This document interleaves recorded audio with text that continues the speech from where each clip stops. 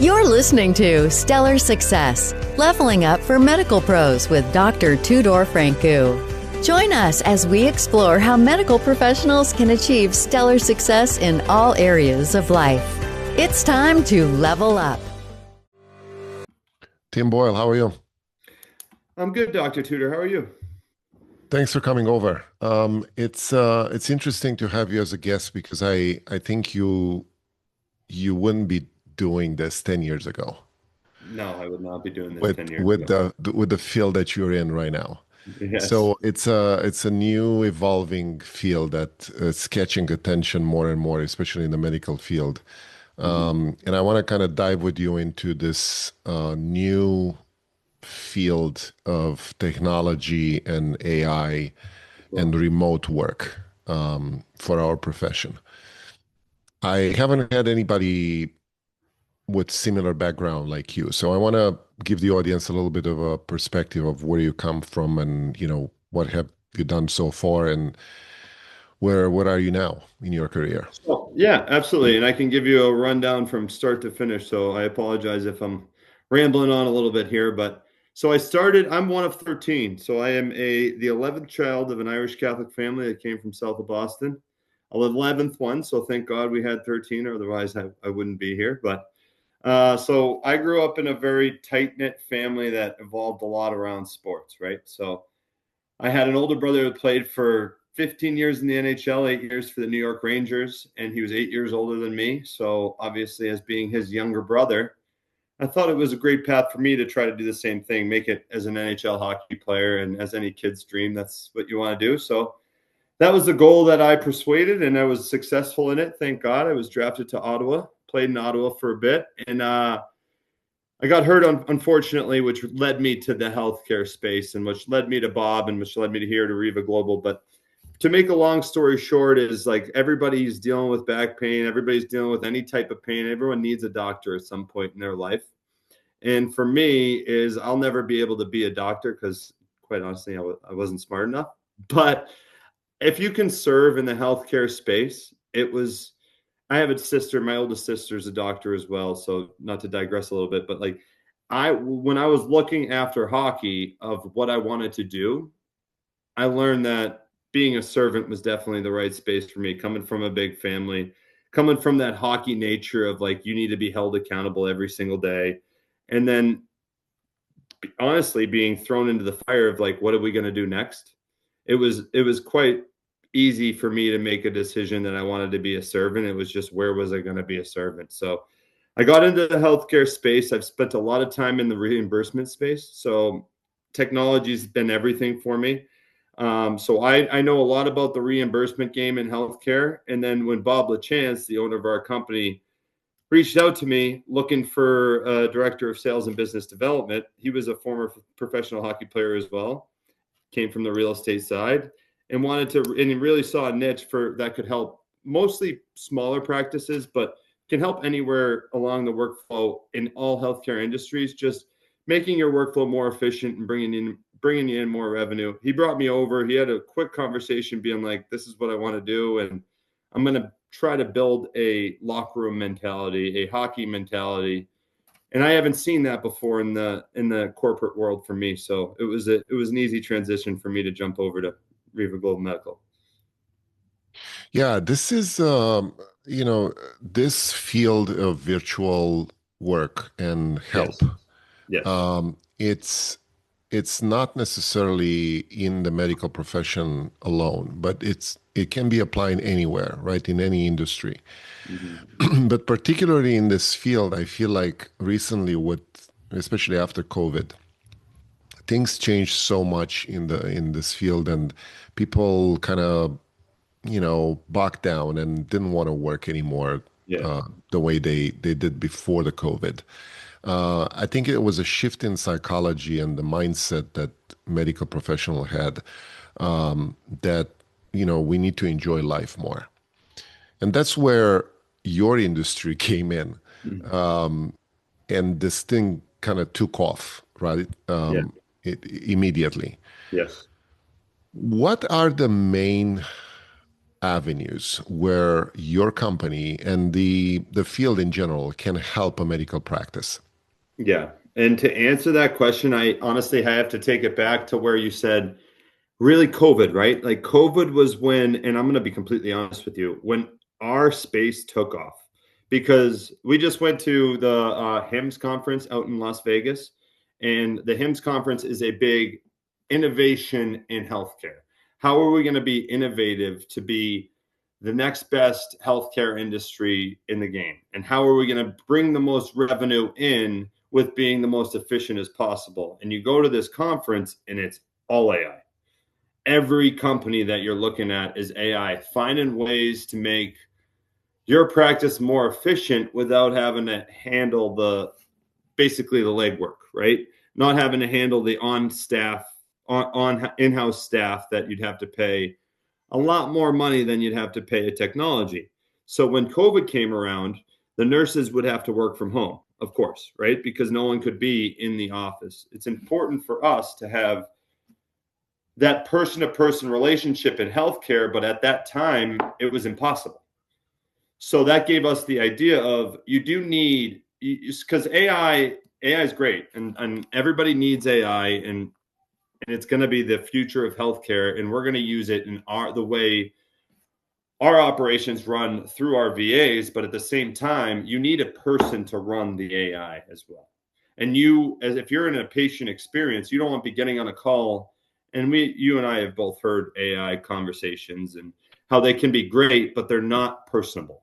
And you can tell that it's an AI bot. So for us, it's very important for a person to be having the conversations back and forth with the patient.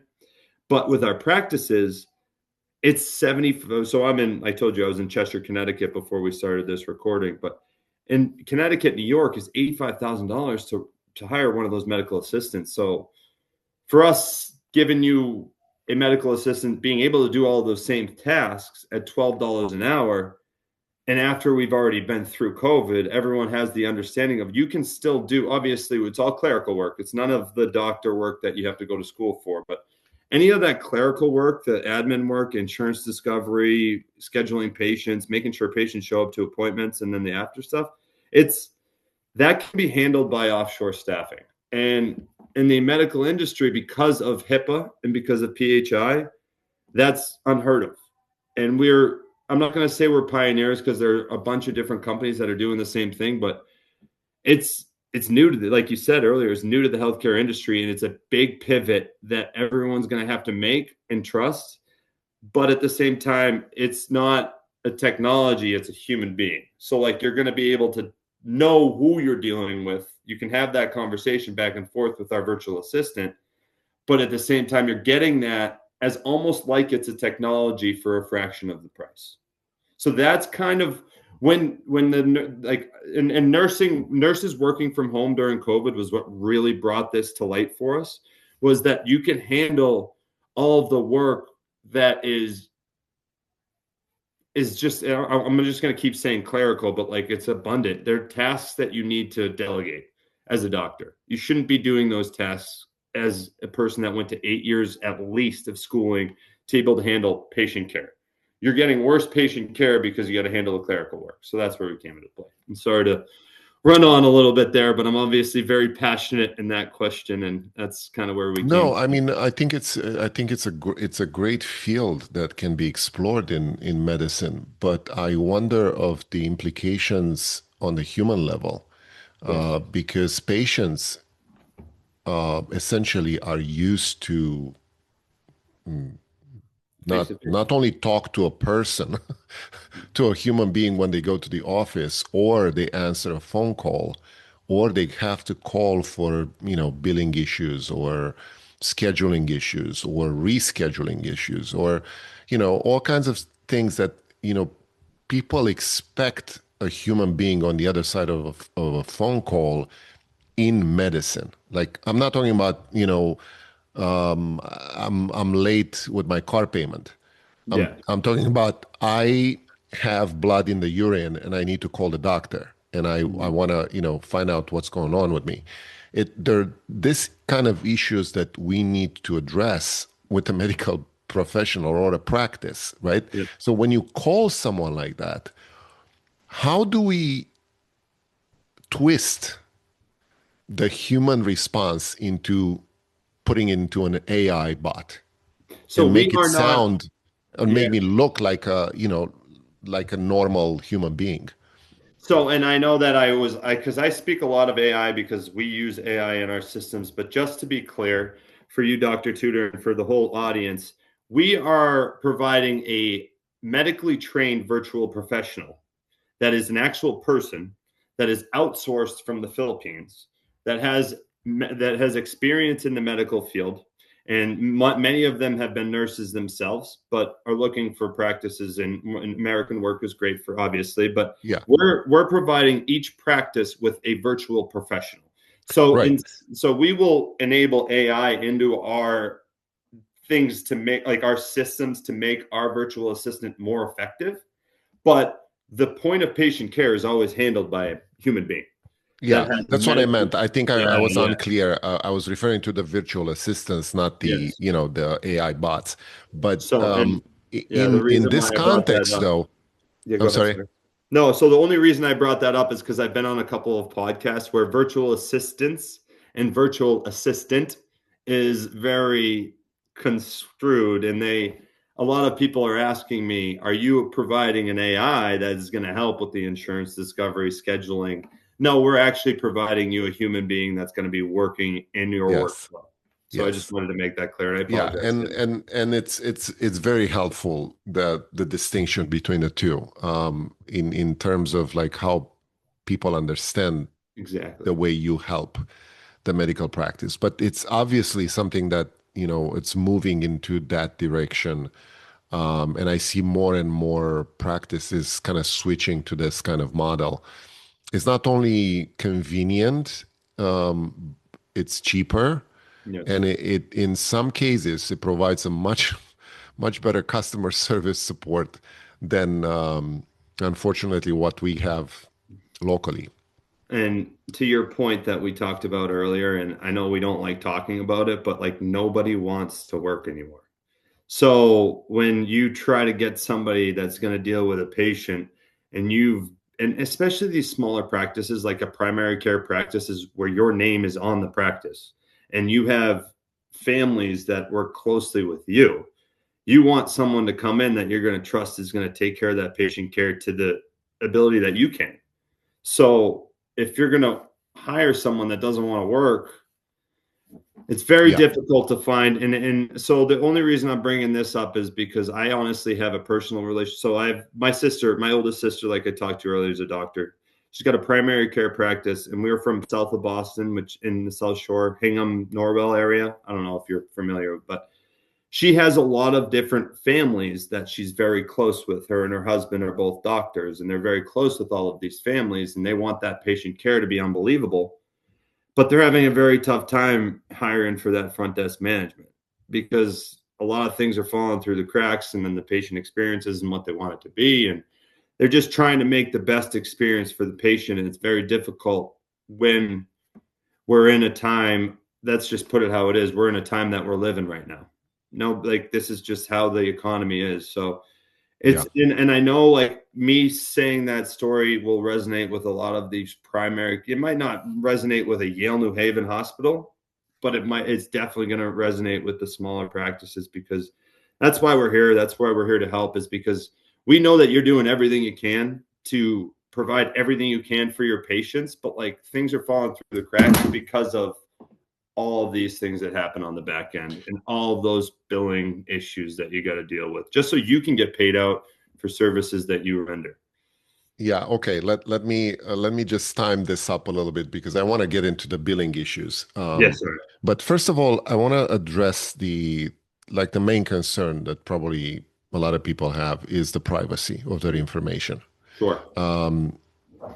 We're dealing with a medical chart, a record, right? That's, number one, for HIPAA disclosures. Sure. Now, how do you manage this issue with So your VAs? yeah, obviously in healthcare, HIPAA is the number one most important thing. So we will run system audits. We will make sure that all of our employees are HIPAA trained, HIPAA certified, and making sure when you get them, so we work off of your EMR, right? And then our VAs are working out of either a house or their own apartment outsourced from the Philippines.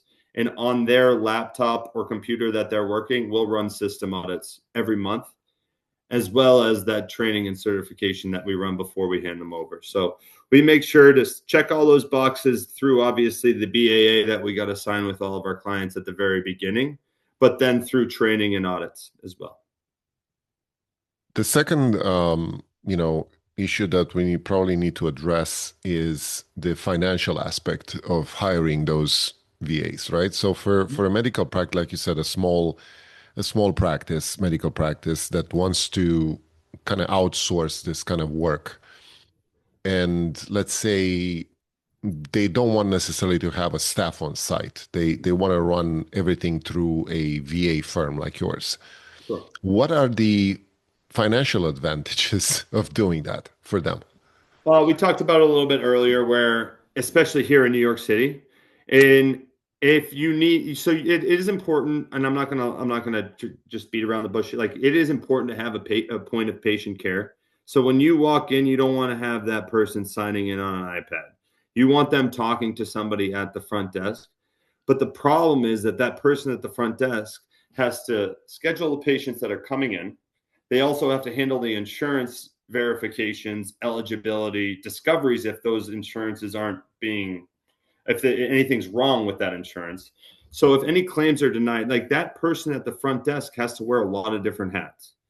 So what usually happens is the doctor has to come in and help the front desk because there's so many tasks that have to be managed. Those tasks should be delegated to a virtual assistant. And that front desk manager, as important as they are very expensive. So if you're a smaller practice and you're trying to expand or you're trying to retain patients, you can't be spending $85,000 on 3 different people to run your front desk. And if you could spend one at $85,000, and then you could spend $12 an hour, which comes out to like a $30,000, where you're saving over $40,000 a year on that one position that's able to do the same work. They're working off your EMRs. They're working off of your workflow. They're doing all the same things as that medical assistant. They're working hand in hand with that medical assistant. But we just found a niche that it's just easier to delegate those tasks that aren't either for the front desk manager to be the patient facing right away. When you come in, I'll schedule you. I'll make sure everything's going on. They shouldn't have to deal with anything else other than that. So to make a long story short is delegate everywhere where you can. Well, part of the delegation process is the quality of service check, right? Right. So how do you train those people? Who trains them? And what are your benchmarks for this kind of jobs? Because there are different tasks to be accomplished, right? Sure. Different in the office. So you need to have some kind of very good SOPs to apply to each of them. Yeah, big time. And like, the thing is when we present a virtual assistant to a practice, we want to make sure that if it's not exactly what they want, it's pretty darn close. So we have a vet out process of, if there's 100 applicants that will apply to be a virtual assistant for us, we'll have a 5% hire rate. So there's a 4-step process, and I'm not going to get too far into the weeds of what that process is, but like, if 100 people, 100 virtually trained medical professionals is what they call themselves, that are able to sit anywhere along your workflow, apply it to REVA Global Medical, we're going to hire 5 of those, because we have an intense vet out process. And then from those 5 that we hire, we then will pick one that we think would best match your practice.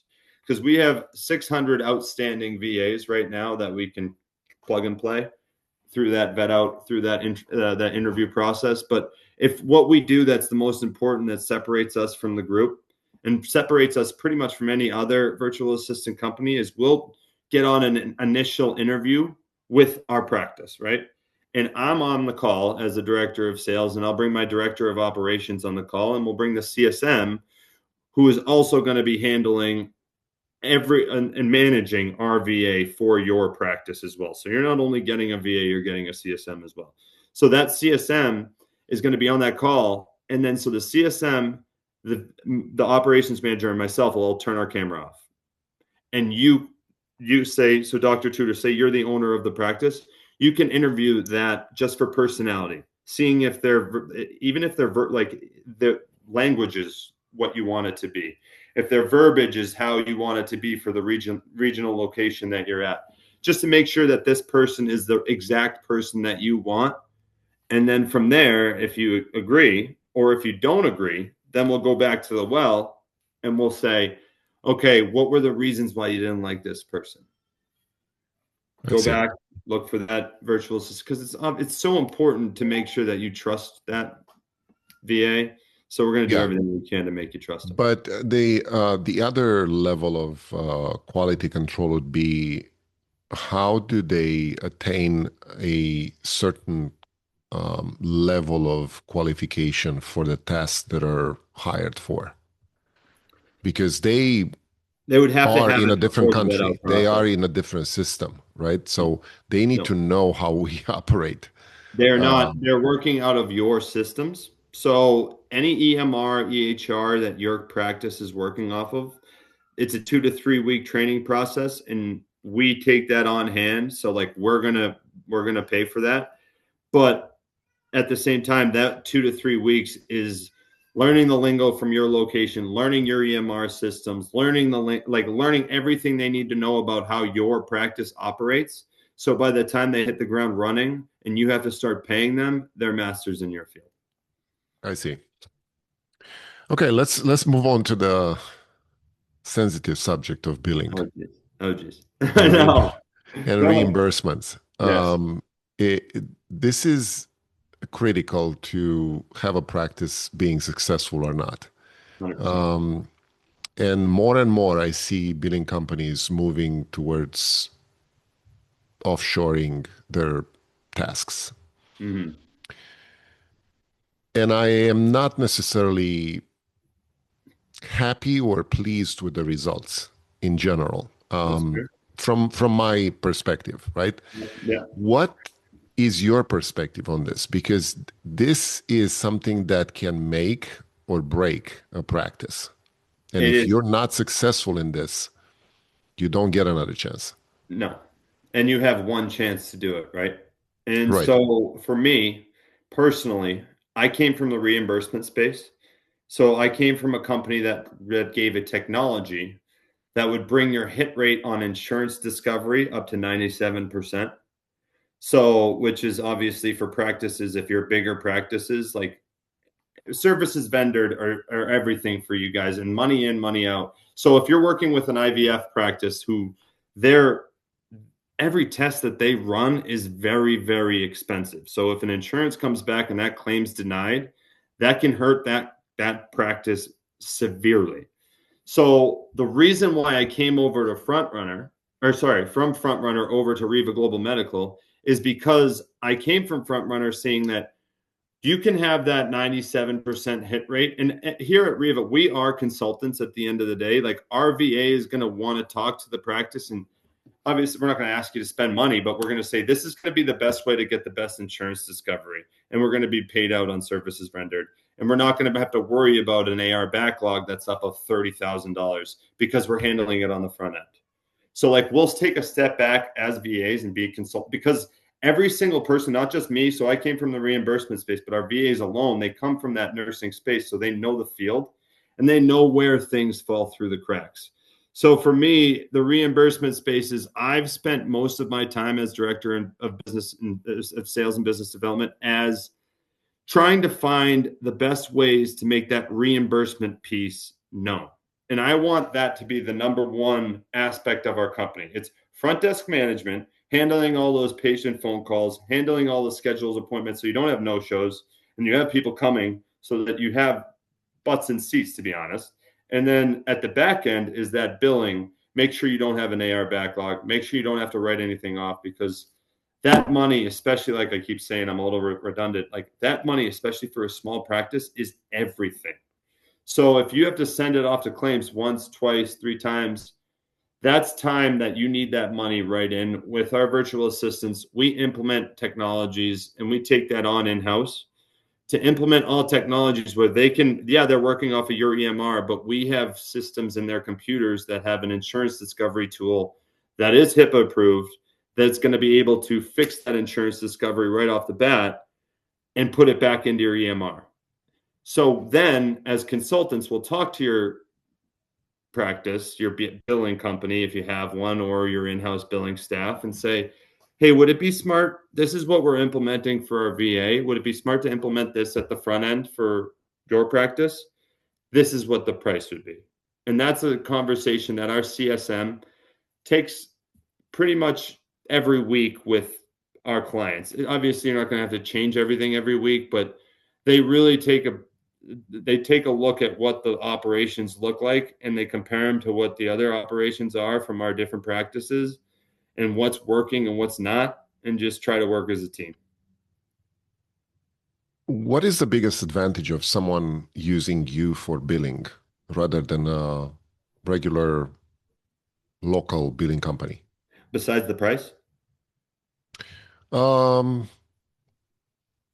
wasn't The thinking price is about a the crazy, price yeah, necessarily, price but is a I was crazy thinking about advantage. the efficiency and the successful billing All right, practice. so to be completely transparent, like if you're going to hire an in-house billing person or an in-house billing team for a lot more money, like I'm Yeah. sure they could handle a lot of things that we could do, to be completely honest. But what we do for the fraction of the prices, like we talked about earlier, our SOPs are important to us, especially on that insurance discovery side. Like we make sure that all those calls out to those insurance companies are recorded, just in case they come back with anything that they denied it for this reason, but this reason is that just recording the phone call. And I don't want to give too much of the sauce away, but I'll give that.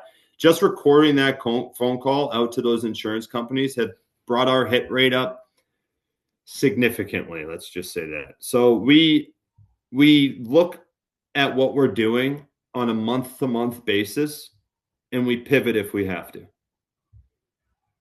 I see. Yeah, I mean, look, I think the technology will evolve very fast in this field. I think even the billing procedures and even on the insurance side, That's the things are biggest going to part of the whole evolve very industry. fast. Yeah. And I think, both sides basically of the spectrum are going to use some form of AI tools that can speed up or, reimburse or deny the claims really fast. In real time. Yeah. Right, right. Yes. But it's still a matter of survival for a lot of small practices at this point. And like you said, having a personal local billing on site person, it's not viable for a lot of them. So maybe your choice would be a good option for them Yeah. to kind of maximize this. Well, I appreciate you saying that. Yeah, Yeah, absolutely. And like I said, if you can be one of those people that can afford a full on-site billing team, that's great. And like I say, I will always say this: the point of patient care is very important. It is extremely important. And as you know, Dr. Tudor, like the patient experience is what's going to yeah, create retention. That's it. yeah, absolutely. That's it. Absolutely. And this is one of the main, I would say, things that can deter a patient from coming back to your practice. Exactly. The way you handle the financial aspects of their care.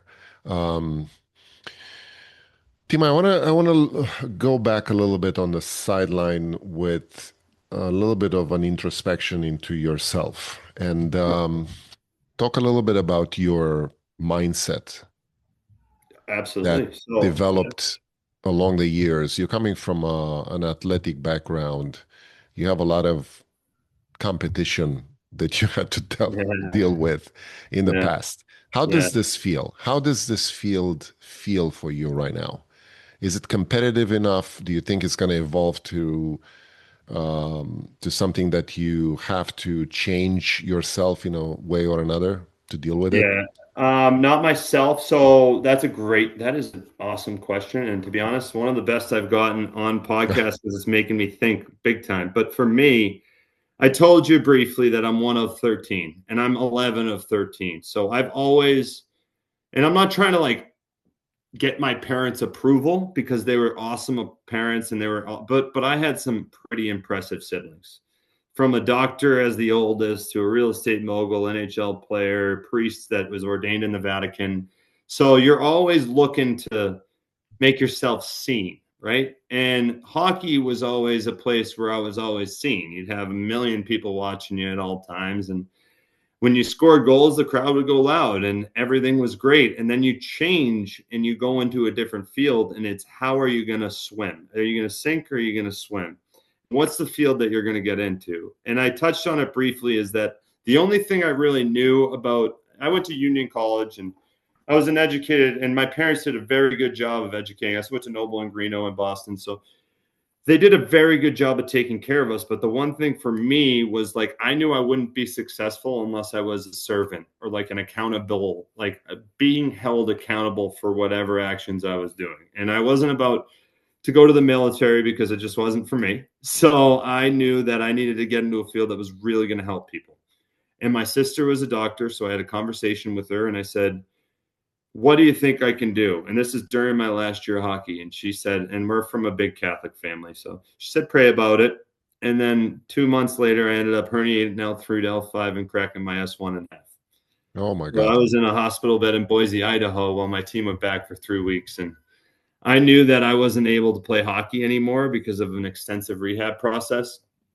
And I ended up getting into the medical field through through a technology company that was footwear. And I would work with them to how my back was. The Duncan Finnegan, this is a long story and a lot to unpack, and I apologize because we're going long, but my dad was given 6 months to live, beat it. And the owner of the director of marketing at this UFOS company was a woman that was given 6 months to live and thought fondly of my dad, reached out to me and brought me on to the company. And I was on the company working hand in hand with her through Project Pink, which is Breast Cancer Foundation, for sandals that emulate rolling your feet out on the top of tennis balls to relieve that pressure through the hips, the knees, the back, hence helping me recover. And it really helped for me through me. And I got into selling the sandals, and I did it at a very young age, but realized it wasn't it.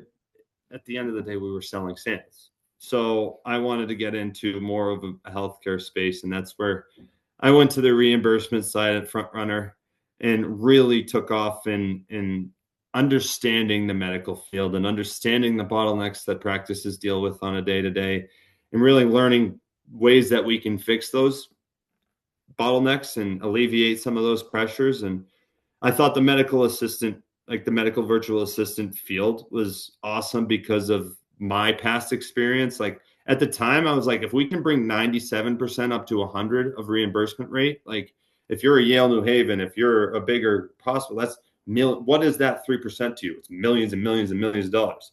Well, take a step back. What really need the people that really need our services are those smaller practices that they cannot hire a second person for $80,000. They can't hire someone on that back end billing team to have to chase down those insurance discoveries to being reimbursed for things that they're paid out on.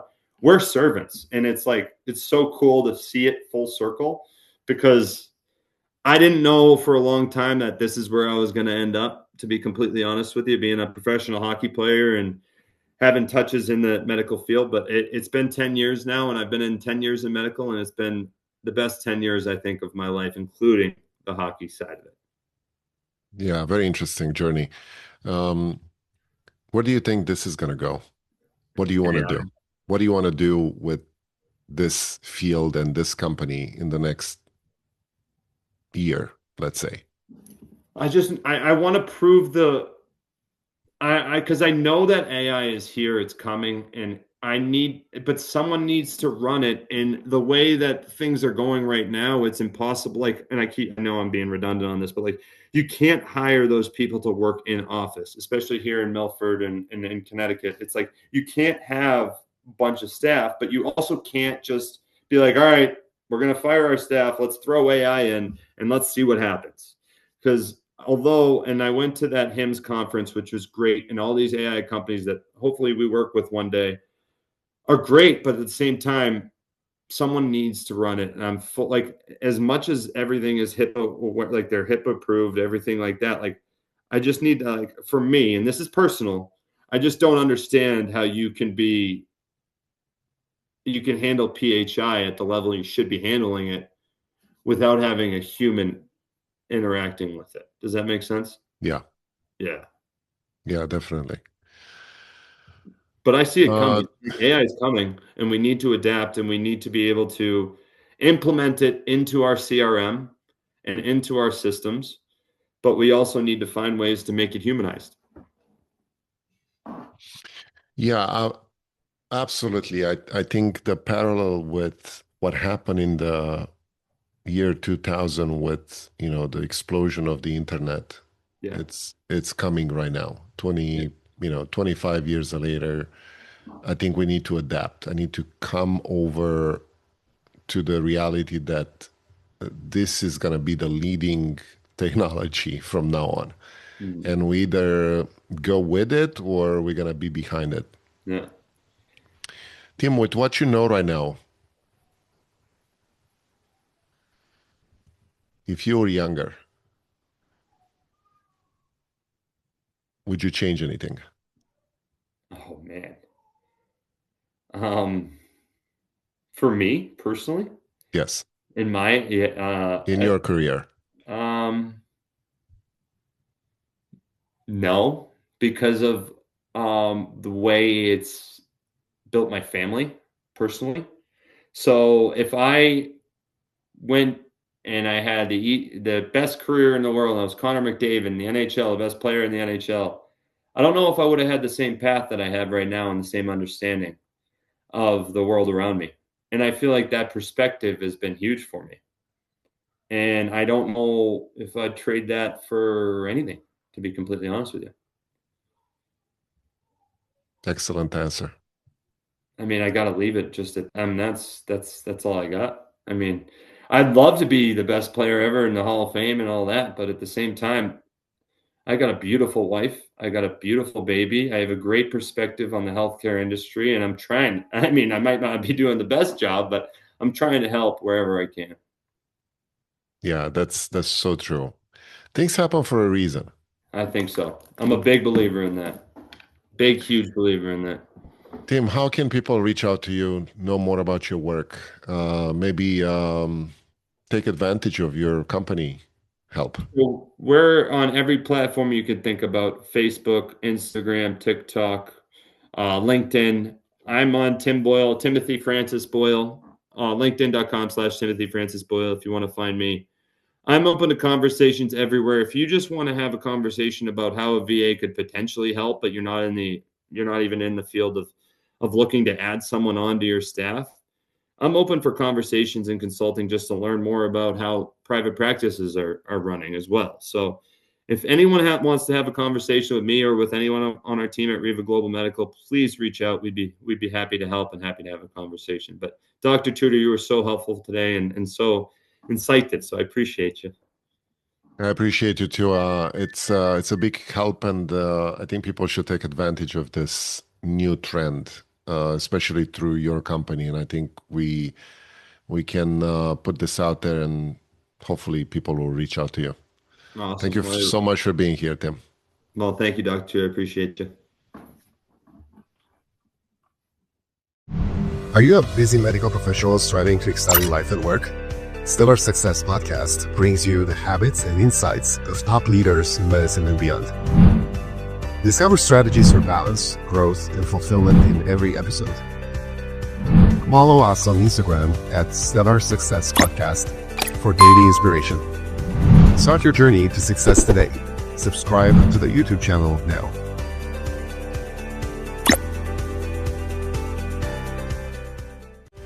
That's a wrap on Stellar Success, Leveling Up for Medical Pros with Dr. Tudor Francu. Interested in joining us? Go to stellarsuccesspodcast.com/guest to apply. Stay stellar and level up.